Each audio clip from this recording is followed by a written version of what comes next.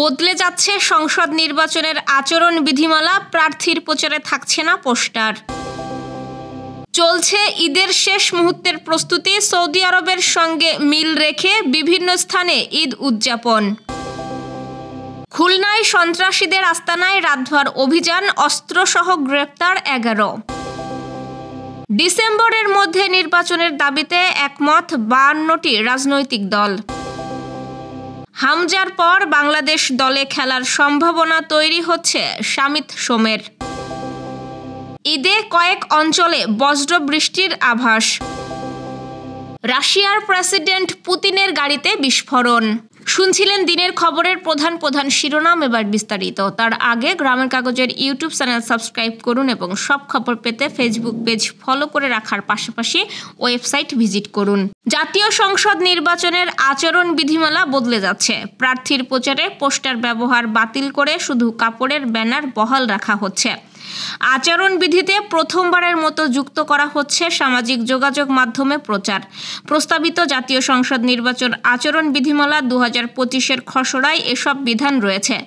নির্বাচন কমিশনের সংশ্লিষ্ট সূত্র বলছে, আগামী সংসদ নির্বাচন নতুন আচরণবিধিতে করতে চায় ইসি। খসড়া অনুযায়ী সামাজিক যোগাযোগ মাধ্যমে নির্বাচনী প্রচার আচরণবিধিতে যুক্ত হলে ডিজিটাল বা সামাজিক যোগাযোগ মাধ্যমে প্রচার চালাতে পারবেন প্রার্থীরা।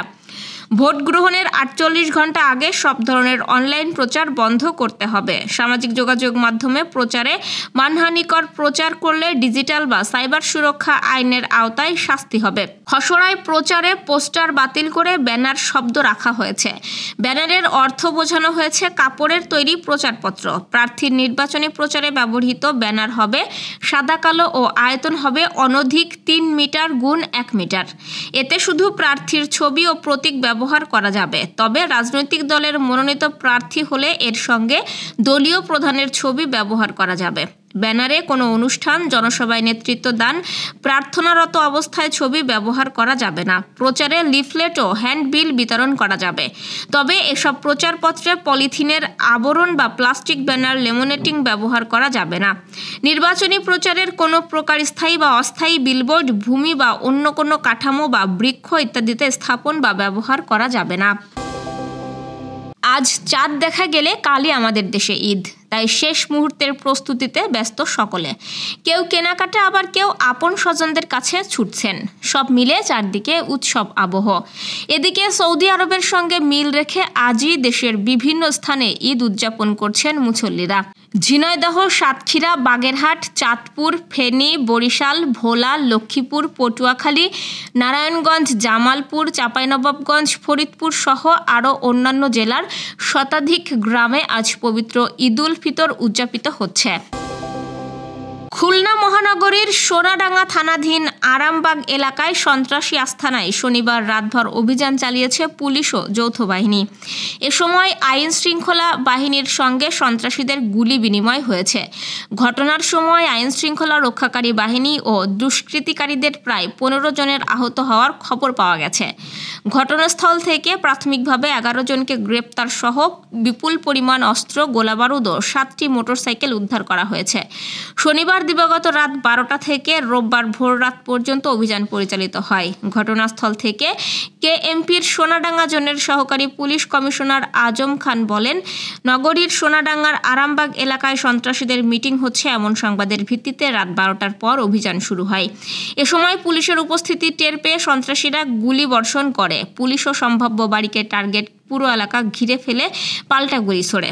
প্রায় 2.5 থেকে 3 ঘন্টা অভিযান চলে। এক পর্যায়ে পার্শ্ববর্তী পুকুরে ঝাঁপিয়ে পড়েও আইন শৃঙ্খলা রক্ষাকারী বাহিনীকে লক্ষ্য করে গুলি করে সন্ত্রাসীরা। এতে কয়েকজন পুলিশ ও যৌথ বাহিনীর সদস্যরা আহত হন। ঘটনাস্থল থেকে 11 জন সন্ত্রাসীকে আটক করা হয়। তাদেরকে খুলনা মেডিকেল কলেজ হাসপাতালে নেওয়া হয়েছে। আগামী নির্বাচন কবে হবে এ নিয়ে রাজনৈতিক দলগুলোর মধ্যে নতুন করে ধোঁয়াশা দেখা দিয়েছে। নির্বাচন নিয়ে সরকারের পক্ষ থেকে এক এক সময় এক এক ধরনের বক্তব্যে কেউ আস্থা রাখতে পারছে না। ডিসেম্বরের মধ্যে নির্বাচন চায় 52টি রাজনৈতিক দল। দলগুলোর দায়িত্বশীল নেতারা বলছেন, ডিসেম্বরের মধ্যে নির্বাচন হতেই হবে, এখানে কোনো ছাড় দেওয়া হবে না। এজন্য প্রয়োজনীয় সংস্কার ও নির্বাচন প্রশ্নে সুনির্দিষ্ট রোডম্যাপ চান তারা। তা না হলে এপ্রিলের শেষ দিকে রাজপথে নামার কর্মসূচি দেওয়া হবে। এ নিয়ে দেশের অন্যতম বৃহৎ দল বিএনপি ও তার মিত্রদের সঙ্গে অনানুষ্ঠানিক আলোচনা চলছে। যুগান্তর তাদের এক প্রতিবেদনে এই তথ্য জানিয়েছে। প্রতিবেদনে বলা হয়েছে, বিএনপি সহ 52টি নিবন্ধিত ও অনিবন্ধিত রাজনৈতিক দল চলতি বছরের ডিসেম্বরের মধ্যে জাতীয় নির্বাচনের দাবিতে একমত হয়েছে। দ্রুত সময়ের মধ্যে নির্বাচনের দিন তারিখ সহ একটি সুনির্দিষ্ট রোডম্যাপ চায় এসব দল। এ দাবিতেই প্রয়োজনে কর্মসূচি নিয়ে মাঠে নামার বিষয়েও ঐক্যমত্য হয়েছে। তবে এক্ষেত্রে জামায়াতে ইসলামী সহ কয়েকটি দলের ভূমিকা কি হবে তা এখনও স্পষ্ট নয়, যদিও এসব দলগুলোও প্রয়োজনীয় সংস্কার শেষে জাতীয় নির্বাচনের পক্ষে। হামজা চৌধুরী বাংলাদেশ ফুটবলে নতুন একটা দিগন্তের সূচনাই করে দিয়েছেন। তারপর এবার বাফুফে আরও অনেক বাংলাদেশি বংশোদ্ভূত বিদেশি খেলোয়াড়দের দলে ভেড়াতে আগ্রহী। দ্বিতীয় ধাপে ফেডারেশনে যোগাযোগ করেছে শামিত সোমের সঙ্গে। সিদ্ধান্ত জানাতে তিনি 2 সপ্তাহ সময় চেয়ে নিয়েছেন ফেডারেশনের থেকে। হামজার পাশাপাশি আরও কয়েকজন প্রবাসী ফুটবলারের নাম দীর্ঘদিন ধরে আলোচনায় রয়েছে। তাদের মধ্যে একজন হলো কানাডা ভিত্তিক ফুটবলার শামিত সোম। তিনি কানাডার যুব দলে এবং জাতীয় দলে খেলেছেন। বাফুফের এক সূত্র জানিয়েছে, 27 বছর বয়সী এই মিডফিল্ডার আগে বাংলাদেশ দলে খেলার ব্যাপারে আগ্রহ দেখাননি। তবে হামজা বাংলাদেশে আসার পর হয়তো তার মত পরিবর্তন হতে পারে। এই সম্ভাবনা দেখেই বাফুফে আবার তার সঙ্গে যোগাযোগ করেছে। সারা বছরই দেশের ভেতরে প্রতিভা খোঁজার কাজ চলে। এবারই প্রথমবারের মতো প্রবাসী ফুটবলারদের দিকে হাত বাড়াচ্ছে বাফুফে। জুনের শেষের দিকে তারা ইউরোপ ও উত্তর আমেরিকা থেকে আসা প্রায় 30 জন খেলোয়াড়ের জন্য 4 থেকে 5 দিনের ট্রায়াল আয়োজন করবে। মৌলভীবাজার, রাঙামাটি, বরিশাল ও পটুয়াখালী জেলা সহ ঢাকা, রাজশাহী ও খুলনা বিভাগের ওপর দিয়ে মৃদু থেকে মাঝারি ধরনের তাপপ্রবাহ বয়ে যাচ্ছে এবং তা কিছু জায়গায় হতে প্রশমিত হতে পারে বলে জানিয়েছে আবহাওয়া অধিদপ্তর। সেই সঙ্গে সিলেট বিভাগের 2-1 জায়গায় অস্থায়ীভাবে দমকা হাওয়া সহ বজ্রসহ বৃষ্টি হতে পারে। রোববার আবহাওয়াবিদ শাহনাজ সুলতানা স্বাক্ষরিত 72 ঘন্টার পূর্বাভাসে এই তথ্য জানানো হয়। পূর্বাভাসে বলা হয়, লঘুচাপের বর্ধিতাংশ পশ্চিমবঙ্গ ও তৎসংলগ্ন এলাকা পর্যন্ত বিস্তৃত রয়েছে। মৌসুমের স্বাভাবিক লঘুচাপ দক্ষিণ বঙ্গোপসাগরে অবস্থান করছে। রাশিয়ার প্রেসিডেন্ট ভ্লাদিমির পুতিনের সরকারি গাড়িবহরের একটি গাড়িতে ভয়ঙ্কর বিস্ফোরণের ঘটনা ঘটেছে।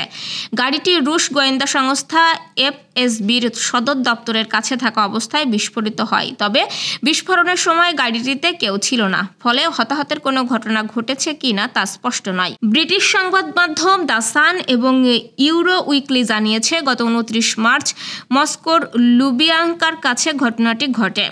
বিস্ফোরিত হওয়া গাড়িটি একটি অত্যন্ত দামি লিমুজিন। এটি রুশ প্রেসিডেন্টের যাতায়াতের জন্য বরাদ্দ ছিল। ফলে জল্পনা শুরু হয়েছে, পুতিনকে হত্যার উদ্দেশ্যেই হয়তো গাড়িটিতে বিস্ফোরক রাখা হয়েছিল। সামাজিক যোগাযোগ মাধ্যমে ছড়িয়ে পড়া একটি ভিডিওতে দেখা গেছে, গাড়িটিতে বিস্ফোরণের পর আশপাশের লোকজন ছুটে এসেছেন। তারা আগুন নেভানোর চেষ্টা করছেন। প্রাথমিকভাবে ধারণা করা হচ্ছে, গাড়ির ইঞ্জিন থেকেই আগুনের সূত্রপাত ঘটে থাকতে পারে।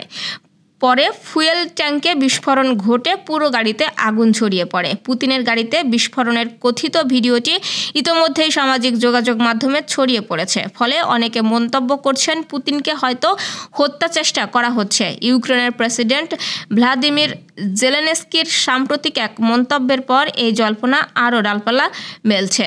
জেলেনস্কি মন্তব্য করেছিলেন, পুতিনের আয়ু আর বেশি দিন নেই, খুব শীঘ্রই তিনি মারা যাবেন, আর এটা সত্য, আর যুদ্ধেরও শেষ হবে। এই ছিল দুপুরের আয়োজন। এতক্ষণ সাথে থাকার জন্য ধন্যবাদ।